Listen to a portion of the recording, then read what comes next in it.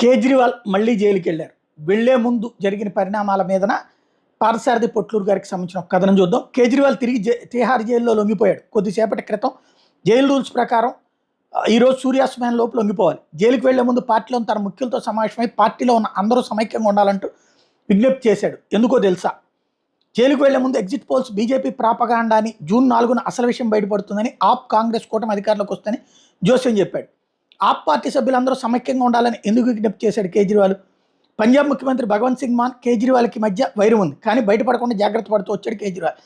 పంజాబ్లో పరిపాలనాపరమైనటువంటి లోపాలను ఎత్తి చూపుతూ తరచూ భగవంత్ సింగ్ మాన్ని హెచ్చరిస్తూ వస్తున్న కేజ్రీవాల్ మాటను లెక్క చేయట్లేదు భగవంత్ సింగ్ మాన్. అభిషేక్ మను సింఘ్వీకి వాగ్దానం చేసిన రాజ్యసభ సీటు కోసం స్వాతి మలివాల్ ఎదురు తిరగడంతో చేసేది లేక వేరే ఆప్షన్ కోసం రాఘవ్ చద్దాకి పంజాబ్ ముఖ్యమంత్రి పదవి ఆశ చూపాడు కేజ్రీవాల్. రాఘవ్ చద్దా రాజ్యసభకి రాజీనామా చేస్తే పంజాబ్ ముఖ్యమంత్రి పదవి ఇస్తానని మాట ఇచ్చాడు కేజ్రీవాల్.